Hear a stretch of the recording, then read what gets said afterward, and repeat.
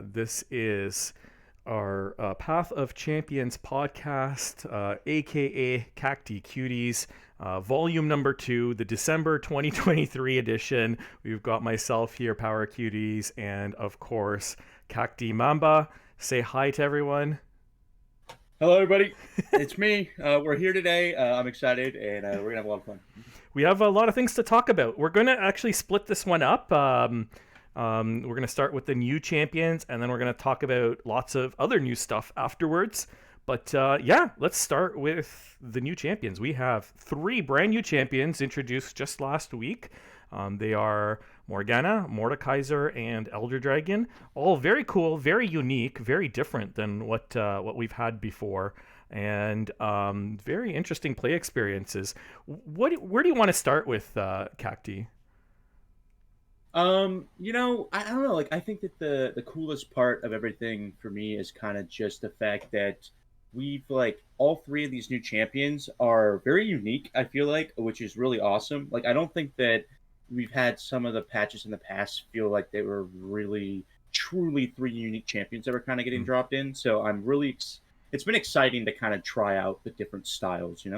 Yeah, I agree. I haven't got to try all 3 yet, but I've at least watched a little bit of gameplay, and they do play very differently than what we've had in the past, which is very welcome. If we're only going to get 3 champions, I was always hoping for more, but if we're going to get 3 champions, it's nice to have 3 unique play styles. Who do you want to talk about first? Well, I mean, like one of the ones I actually want to talk about is one that I know that we've both played so far, which is Mordekaiser. Okay. I know that I've played Mordekaiser a little bit more than you have, Yeah. but I will say he is quite fun. I feel like so I initially my rankings in like before I saw like many of the powers or anything, but even after I saw the powers, my rankings were Morgana, then Mordekaiser, then Elder Dragon. That was Mhm. kind of like my initial 3 in my prediction of like in Same terms of with me. strength Yeah. level. Hmm. Yeah, and I actually think I would change that now. I Oh. think that Mordekaiser is the weakest so far. Like Okay. I maybe have to play him a little bit more. I haven't gotten him to star 3 yet, but he doesn't feel nearly as strong. Like he gets good slays once he starts to get going, but Hmm. like his early game feels even weaker than Elder Dragons actually, which is kind of interesting to me because I didn't think that would be the case. Hmm. But yeah. Yeah, I don't have too much experience. I literally just started playing him yesterday, but I've got a 1 star. I've got him up to I think level 10 now, and 1 star. I am finding he does struggle. It's not just starting with the 1 mana, but he just starts very slow, and then his ultimate game plan is also a bit slow too. Now, having said that, like I do think that getting him started up is going to make a big difference. His star power 2 is when you revive an ally, grant it +2, +0, and overwhelm, and that overwhelm is going to be a huge deal because I am having trouble like closing out games and pushing damage. So I do think that's going to make a big difference. But yeah, no, I agree with you. I haven't played Elder Dragon, so I don't know how to compare him to that. But he definitely seems to be on the weaker side. He's gonna eventually, when I put him on the tier list, he's gonna be in the below average section. I just don't know where yet. He's definitely a below average one. The tough thing is that I've actually gotten a couple epic slots on him, Mm, and whenever I used a gem on him, or not a gem, what are the pearls on him, mm-hmm. and I got him to like I think it was like 25 or something like that with one of them. Okay. And the thing that was crazy was it was like, well, first up, I couldn't like with Elder Dragon, I could actually beat Aesol with only 2 stars and only At a what pearl. level? Oh God, Like I think low? it was like level 7 Okay, or something low. like Yeah, yeah, that. yeah, Yeah. So it was low enough yeah. with Mordekaiser. I actually like got to like above 10, I think, and I still couldn't beat him. And Mm, so I played the Galio run with the Pearl, and then I went from there. But it was like he Mordekaiser, like even with double epics, like I don't really know. I don't necessarily think Starforged is a really good epic on him. I was okay. thinking it might have been at the time, I would have assumed but so. Yeah. I would have thought so too. I also would have thought like because the problem is like you think that he needs the extra mana, and he kind of does, but like it also doesn't feel that great either. Like Okay. Disciple is obviously his best epic, like just because it gives you slays, it gives you the ability to put him down faster so that he can start to continue to revive his units, Mm. right? But like he just doesn't feel as impactful as I thought he would with the extra mana slot, especially whenever I only had a common relic as my other slot for it. So I struggled a lot to really try and beat Asol with just a common, to the point where I actually took off Starforge and I put on Succubus's brand instead, and I Wow. actually had more success with a rare instead of the Wow. epic slot. That's So I surprising. don't, Wow. yeah, like he's really weird in the sense that like it seems like you really have to play for his slays, and obviously Succubus brand allows you to get the allies died faster. Mm. But it's been really interesting because I like, this isn't my best play style. Like I have some other play styles that I probably play into a little bit better. So that might be part of the reason why I struggle so much with him, but it still feels like he's just not as impactful because for you to get like the drain effect and then you to really get that like style of like winning and stuff like that, you have to already have 15 allies die, and Mm. then you have to attack multiple times for that drain to really start to feel like, okay, we're getting somewhere, Mm-hmm. And that's really slow against Asol. Like Asol is not going to give you time to like mess around and get your slays. Like, yeah. He doesn't, and that's the problem. Is that like Mordekaiser is one of those champions where he seems like he's stronger against weaker champions Mm. because you just have complete board dominance, right? Yeah. Like he's so strong whenever he's able to get a good board. But the problem is that with Asol, you don't actually get that board. And actually, there's another champion we're going to talk about later that actually does better against Asol with something like that, Mm. and than Mordekaiser does, which is really interesting because he used to not. But either way, yeah. Yeah, I'm still low leveled, so I don't know which relics to use. But this is interesting because I kind of assumed Starforged Gauntlets would be kind of pretty staple on him, but you're saying that it wasn't all that helpful. I haven't tested it out yet because I got him to level 30 and I was kind of like I Mordekaisered myself out for the day, so now I was like I'll try it again. But the Disciple is like my number one pick for him. Like I Okay. don't think like if you can't play Disciple, play Wicked Harvest. Like I got really lucky, and my first Silver Reliquary after the new patch, I got Wicked Harvest in. Mm. So it's really strong on him. Like Wicked Harvest is an insanely good relic if you don't have Disciple. You Mm-hmm. can even run both together, but I don't think it is necessary for Mordekaiser because Mm. he's more focused on slaying his units than the enemy units. Um, but yeah, no, he feels like he just feels like Disciple is really strong on him. The Succubus brand is really strong on him. I also think that like oddly enough, GA isn't a bad pick on him either. Mm. If you're like looking for a relic. Also, I do think Grand General's Counterplan had some places, or Deceiver's Crest, something like that, to where like you can force out your champion spell because when he's leveled, he's gonna start slaying everything, and that because he's slaying everything, he's gonna continuously drain the Nexus. So there's some potential for things like that as well. Yeah, I mean, yeah, I definitely want to experiment with some relics with him to try to like figure out, especially more like towards gearing for monthlies, to try to find out what's going to be where what his role is going to be for monthlies because I'm not that sure right now. But yeah, no. One thing that I have been that I did find interesting was there are some powers that I kind of like when I picked them, I was like, oh, this is going to be pretty good for Mord. And then like once I started playing with them, they were ridiculous. So one was actually one that comes up a lot, which is the Chrono Break, the one that shuffles 3 Chrono Breaks into your deck, and Yeah. that's insane because I mean you're already killing all your stuff, so you're basically and putting Deathless on them, so you're basically getting back 2 copies for every copy you kill, essentially, which is just insane value. Like you don't even need to use it to for the pushing the damage with the rally. You can just use it to tempo boards, which is really crazy. And then the last run that I did, like just not that long before this podcast, was I got Sharing is Caring. Holy moly! Just being able to give everything Deathless every single turn for like 2 mana is so crazy. Like, yeah, I literally was just running out of room on the board because nothing would ever die. It was kind of funny.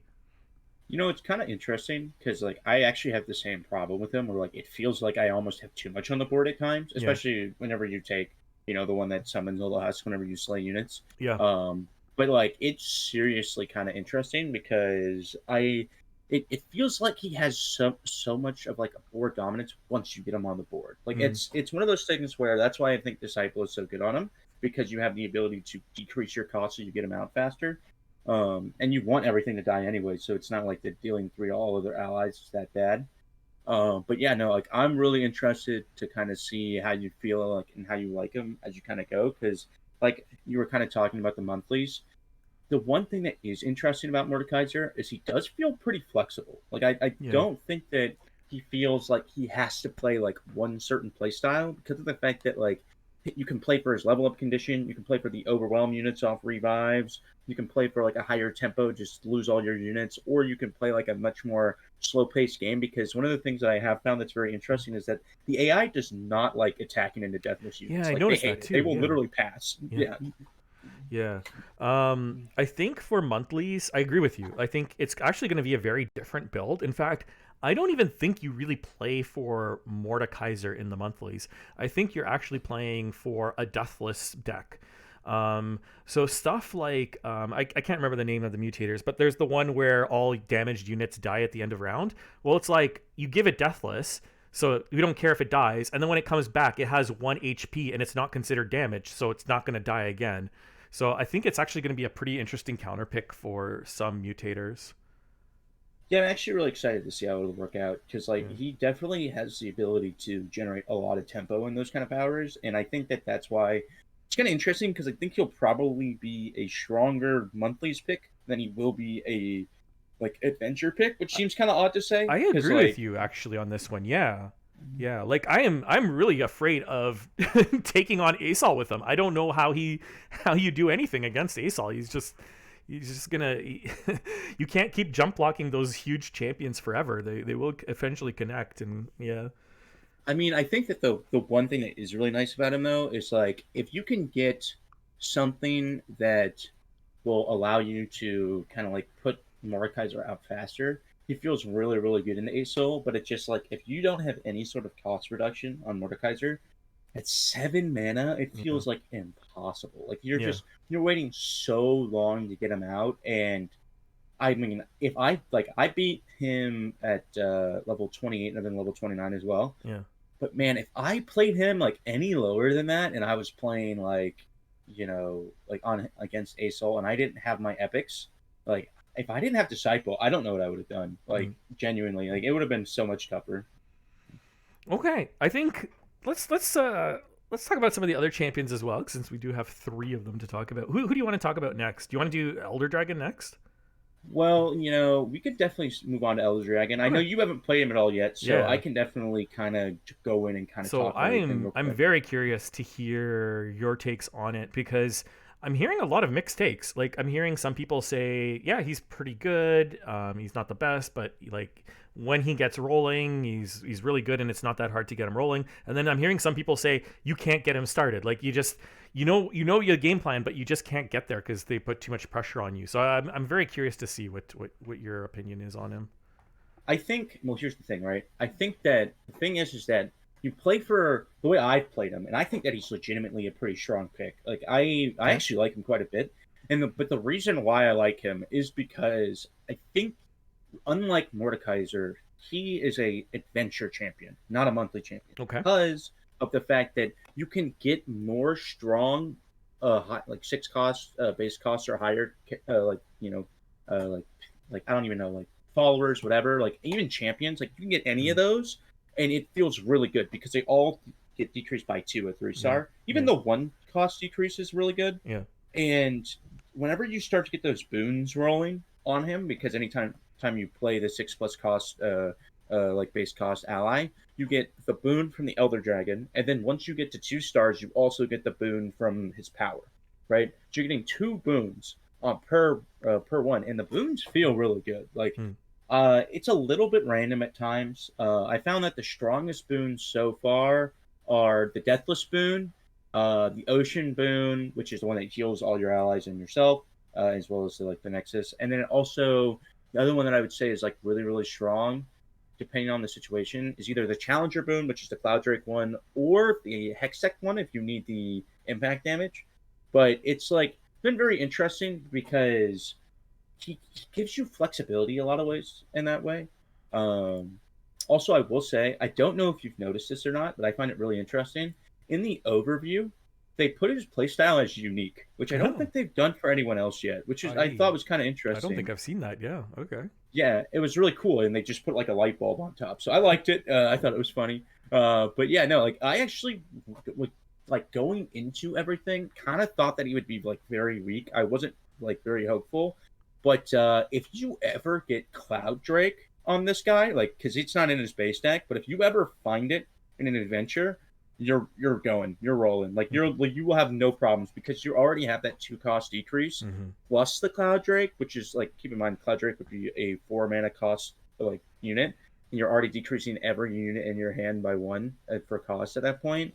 So good. But I would say relics wise, if we're talking about relics, I do think Elder Dragon is relic dependent. I don't think that he can get away with no relics.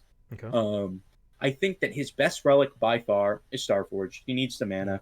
Yeah. It's like it's very obvious on him. He starting at 3 mana means that the moment you are starting at 3 mana, that means that your first like your first like play that you can make is he has one really good unit in his deck. That's like a first good turn one, which is it's his 3 cost, which is the Atrani Dragon Worshipper, and basically not only once you get into higher levels does it give you a mana gem every round, but also when it's summoned, they heal your Nexus for 2, and you gain an extra mana gem next round.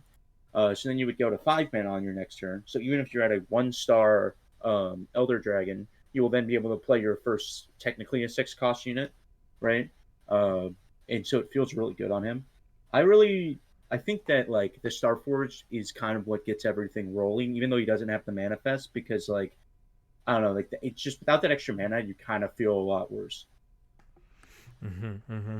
Yeah, I know. I'm like literally writing down these notes for when I actually start playing him. Well, I think that here's the like the way that my playstyles kind of work, and so I'm kind of curious to see because like I like playing the big boys. I like playing the big units and just kind of like rolling in. Where like sometimes you have to wait a little bit, but then like you gotta play them all later, and you feel like you're starting to get more pressure on the board after.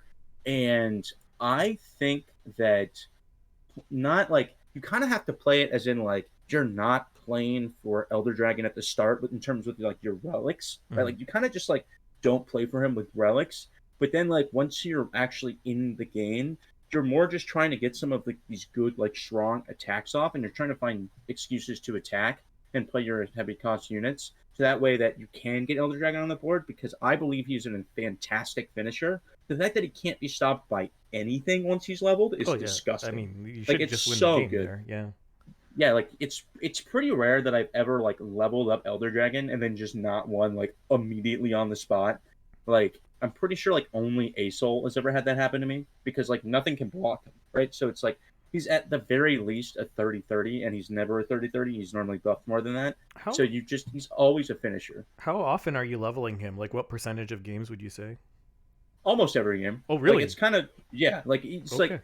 that's the thing is I think that he's as long as you draw him, like you have to draw him obviously. So like once you get to level 20 and higher, it becomes easier to draw him. You Mm-hmm. can level him basically every game because the thing is that like I actually haven't found it that hard to not attack with units. Like you get challenger most of the time in at least a couple of your units, so you can pull in the problem units.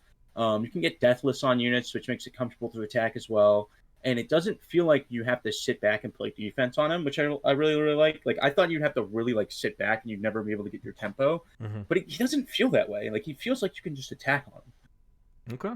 Okay. I mean, that will be a pretty fun win condition because you're basically hitting him for 30 at that point.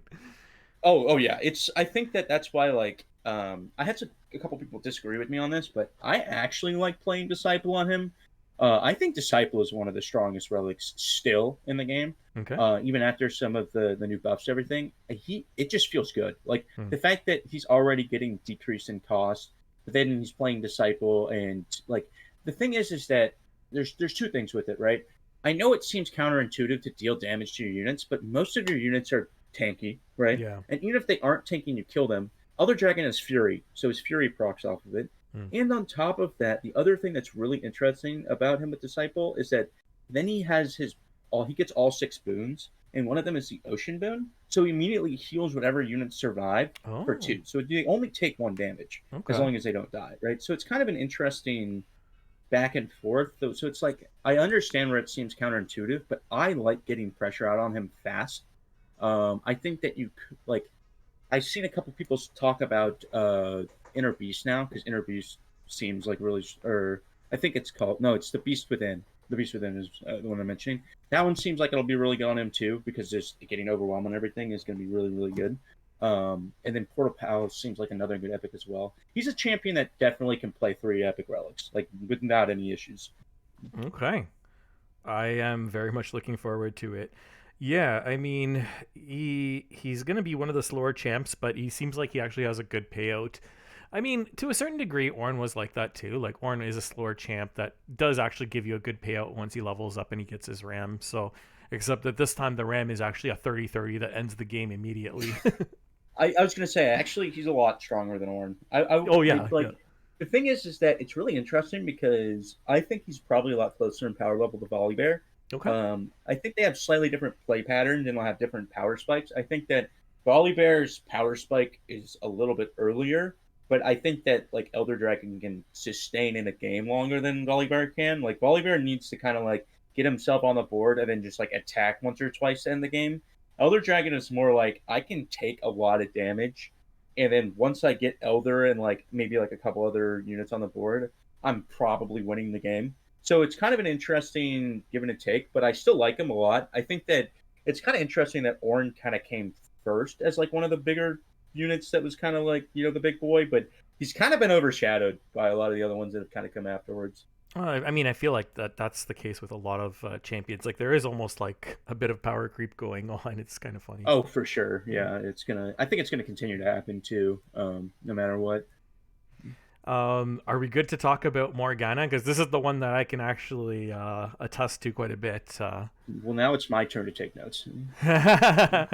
So yeah, so Morgana I've actually played quite a bit. I think I have her up to like 25, 26, no boosts or anything.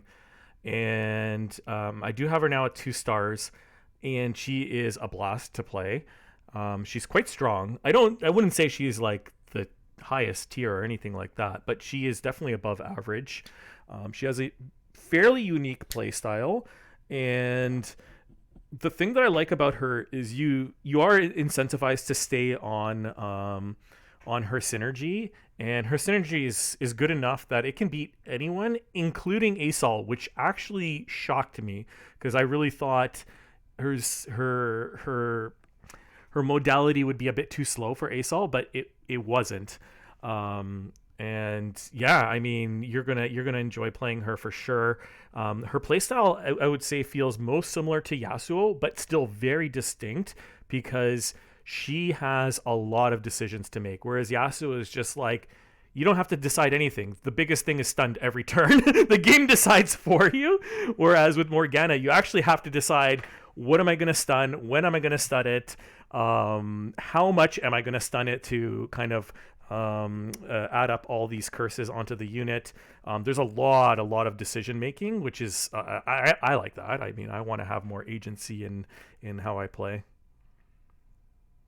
Yeah, I mean, so like I guess that just makes it kind of curious to me because I think originally, whenever I was looking at the different champions, one of the things that kind of went through my mind as I was kind of looking at the strength level of champions is I thought Morgana looked strong anyways, but Morgana has something that no other champion in Path of See, Champions I has. I know what you're gonna say, and I'm gonna tell you right now. I think people are overrating it, but go ahead, say it.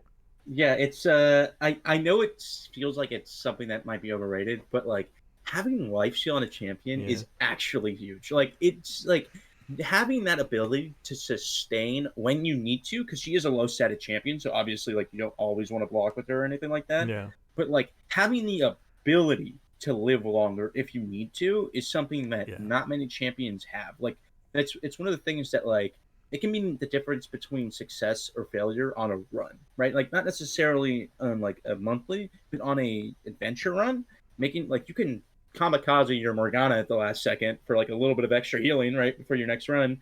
And I think that that'll like it's good. But yeah, I'm kind of curious to see like because you were yeah. saying that it takes a little bit more thought process to kind of play her. Like you kind of read that into your relics too. So that's what I thought was going to happen before I started playing her. I thought, you know what, she's gonna like you basically just take the damage at the beginning, and then you play her, and then you heal back with her, kind of the typical life steal sort of gameplay. And that actually isn't exactly what happens, because she actually does have enough control with her curses to not take very much damage in the early game, like a lot less than I thought I would, because she can basically just like once you start finding some cheap targeting stuff, and she does have some in her deck, then I mean, you're not taking that much damage in the early game, so you actually don't need to heal all that much. It is still like I'm not saying you don't heal. You definitely do get like probably like between like 4 to 6 per game, I would say, which is not nothing, definitely. But it's not that significant. It's actually less than I thought. And then the other thing too is you can't really swing with her. She's so important to keep alive. You're not really like you can block with her, sure, but you can't really swing in with her. So it's a bit hard to get those life steals off as well. So I have a question for you because this is one of the things I was thinking because she does have a strong attack effect when she does level. Mm-hmm. Do you think something like Death's Foil would be good on her then? Because like I don't have Death's Foil currently, but I feel like the ability to attack with her like without feeling like you're at all at any risk feels like really good, wouldn't it? So I didn't even think of that. And I mean, that does make sense. I think if I was to make a aggressive, I would call that an aggressive Morgana. I think that would be more of like a monthly play style than an adventure play style. But I think that would actually work really well for monthlies now that you're mentioning it. Yeah, I was gonna say I was thinking like 'cause obviously in adventure you can stat buffer, you can do a bunch of things, but like in a monthly you don't get that much of like base buffs to your champion. Yeah. So like the Death's Foil just seems like it makes a lot of sense because you don't really feel like you're at risk, and then you can play your curses on your defensive turns like you were talking about, and kind of play that more like Yasuo style kind of back and forth. But it sounds like she's flexible too, which I like. I like champions that can have a couple different options for them. Yeah. I have found that in playing with the adventures, she's not like there. I really do feel like there is kind of like a best build for her. So the build that I have for her is Grand General Counterplan and Chemtech. And then ideally the third slot is going to be a mana relic, so either Lost Chapter or Archangels. And I'll explain the build quickly. So, Grand General Counterplan is giving you her Dark Binding spell, which is a 3 mana spell that immobilizes, well, with the curse, stuns, but also very, very importantly, I believe it's around like the low teens. It gains an item star chart. Standard star chart. So you basically are getting a celestial card every turn when you have GGC, and that is kind of like the win con. It's like you're basically stunning something, and then it's also being cursed, so it's essentially stunned for multiple turns, and you're rotating the stuns on different units, clogging their hand, clogging their board, so that they can't really develop anything, and then you use the star chart to pick and choose the card you want to basically win your win con. And I find this super effective, and actually, that's how I was able to beat Asol on the first try, was through star charts. Now, having said that, I know there's some people using more aggressive, such as Corrupted Star Fragment, so that they can make her bigger and swing in and heal. I don't think that's the best build for adventures. I think there's just too many things that can go wrong. Either they use a kill spell and all your like everything's gone all at once, or they silence her or they stun her. There's just too many ways that I think the AI can stop you in adventures. But I do think that could work in monthlies. I do think that could work in monthlies. Just build a big Morgana and kind of use her lifesteal to just pressure the opponent.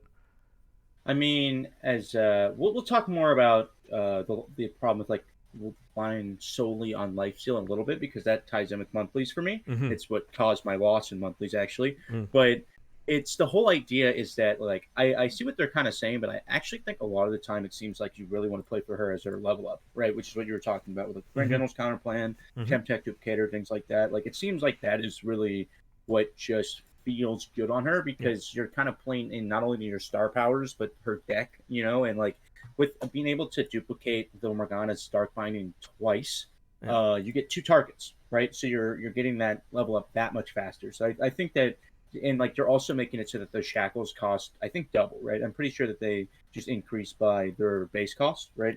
That's kind of what I've been That seeing. her star power, their 3 star power is the each shackles costs 1 more for them.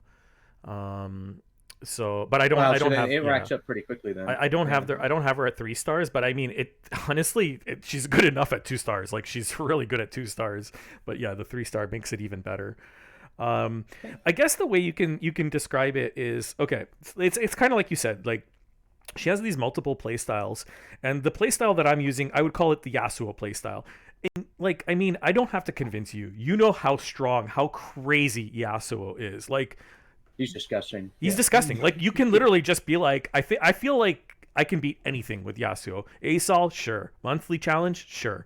Like he has so much control that like the opponent is just completely helpless. They cannot do anything, and it's like, well, I can't really lose the game if they can't do anything.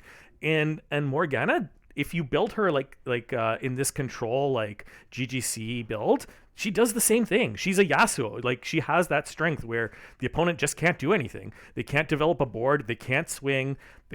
They're just helpless, and like it's pretty hard to lose once you establish that level of control. Whereas you can actually build her, like you're saying, you can build her into this aggressive, tanky, life-stealy unit, but I just feel that's like it's a weaker build. Like I mean, it definitely you can use it to target specific things in monthlies, but in terms of like an adventure build, I feel like that's a weaker build.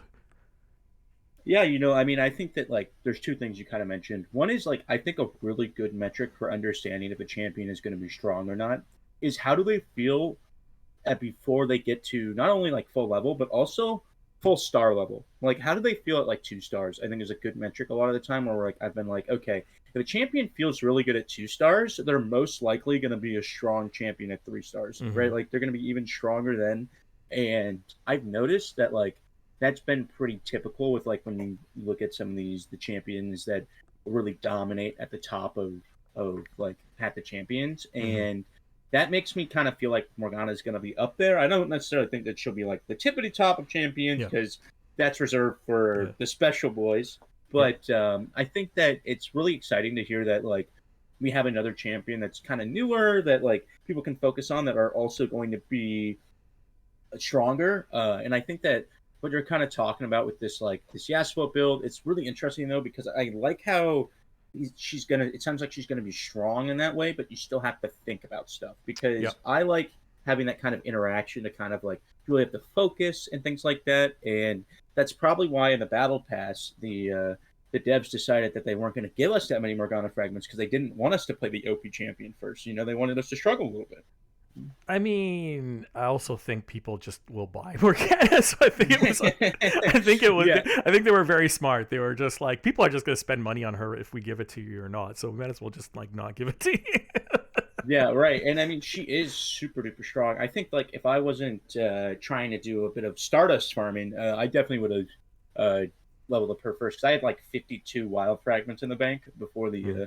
the start of the patch. But then I put them all in Elder. So I put them all into Morgana.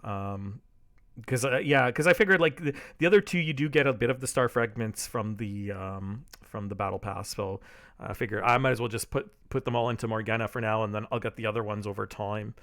yeah, Yeah, I mean, so a few things I do want to mention with her too is just like with Mordekaiser, there are some powers that like you when you pick them you're like this is going to be pretty good, and then when you actually play them they're just like so broken. So one is bouncing blades. Bouncing blades yes, yeah. That's what I was thinking so about. Yeah. crazy on Morgana. It literally is deal 3 and curse them, and it's like wow, that's like it's almost like an auto pick for her if you ever see bouncing blades come up as a power choice. It's so ridiculous. Well, that's what I was thinking too. Is it seems like some of these like more like quote unquote target like powers will just be good on her. You know what I mean? Like it's Mm-hmm. like it seems like, which is I thought was kind of interesting because like it's not something that you see very often that like these kind of like just like target any unit as like a thing would be like really really strong. But on Morgana especially, where like you can target enemies, it almost feels like you have the ability to play like in terms of targeting, like you would like an Ezreal, and we don't have an Ezreal in Path, obviously. Mm-hmm. But it just seems like that sort of like vibe of like, oh, you want to go and try and target a bunch of enemies, especially. And I like that. I like the fact that we're getting like a more focused on like targeting enemy champions versus like this whole thing of like just kind of playing back, focusing on your own units. I like kind of that variance of being able to do a bit of both. Mm-hmm. Yeah, and I'll also tell you that her starter deck is actually really, really well built, except for one card. For some reason, they decided to put in Mama, Morgana's Mama, the 8 mana, and they didn't give it any mana reduction. Yeah, So, that was the one thing I was really surprised to see whenever yeah, I was like looking at the different star powers, yeah. or like the champion levels rather. I was surprised they didn't give her any cost reductions, but I think that it means that you can play her as a late game unit whenever you need to. But if you ever draw like two in your hand and you're opening, you feel so miserable, Trust me right? on this. You pretty much never want to. Okay, well, yeah, so that's You unfortunate pretty because much it's never like want to. I wish that they would have put some sort of cost reduction because, like, they did it even Yeah. with like Yasuo's brother Yone in his deck. So it would have been nice to see a bit of cost reduction there just to make it more like worthwhile. And I actually think that, but overall, like looking at her deck, she's the best constructed deck out of the three. I think actually the second best constructed deck is probably Mordekaiser. I Mm. don't like the way they constructed Elder's deck. Like Mm. the thing that's funny is that that's why I think he's more of an adventure champion Mm-hmm. because Mm-hmm. I Mm-hmm. think they Mm-hmm. could have given Yep. much stronger cards for the 6 and 7 cost card. Like a Stalking Broodmother is good. That's a good one. Category, they could have put any other 6 cost dragon in here, and I think it would have been a lot better. Like just any other one. Like you could have put Cloud Drake, you could have put any of the other new ones in. I don't know why Wounded White Flame is in that deck. It doesn't need to be there. You could put another 6 cost unit in there. So yeah, I think that that drafting of the deck was kind of lackluster in my opinion. Which is why I think he'll struggle more on monthlies. And you brought up a massively important point. Is like you just said, the better the starter deck, the better that deck will be in monthlies because you don't have those options to customize the deck. And I think that's exactly why I think Morgana is going to be the strongest for monthlies. I think Mordekaiser is going to be the second strongest, and Elder is going to be the third. Whereas, like you said, for adventures, it might actually go Morgana, then Elder, then Mordekaiser. But I think that's a good way that I would kind of phrase it. Is I think yeah, overall you got to look at the champion strengths and their decks and everything like that. yeah, And Mordekaiser is one that he seems like he's more of a monthly one with how flexible he is, but it yeah, just feels like sometimes it's really hard yeah. to have a clear cut plan for him in an adventure. Morgana, she's just the strongest champion of the new patch. I think that we can kind of just accept that and understand that she's got a very interesting play style, but she's also got a strong play style. And Elder, if they made his deck a little bit better, like if they did like a hot patch and they fixed his deck, I actually think that he'd be probably a pretty good monthly deck as well. But as of right now, he's definitely more of an adventure deck. I'm kind of laughing to myself because I feel like you could say that for about 10 different champions right now. Oh, I think it's kind of funny too because I swear sometimes the devs want them to be weaker, so they'll I put a worse agree. deck I in, think they and do. it's so annoying because it's like I just see it and I'm like I just like if you put like two other cards in there that actually fit the champion Yeah, archetype, they'd be so much stronger. But I yeah, know that they don't want to make some champions OP by doing that, so yeah. like they don't do it. But it's just like Elder was one of the biggest letdowns for me after pulling some of his other like the things that were supposed to be support cards for him that they put in the actual patch Mm. for the new expansion and that they didn't put in the actual deck. I was like, why? Like, why no Cloud Drake? Cloud Drake's so good. I, But I I have no explanation. They're trolling us. The devs are trolling yes, us. and I think that the because the devs are trolling us, I think that's a great place to end this episode. So hopefully you guys enjoyed us talking about the three champions. You understand where we think of them right now before we actually have a chance to test them out in the monthlies. And hopefully you guys enjoyed everything else that we talked about so far. And we'll see you guys in the next episode. Thank you guys. Yes, see you guys next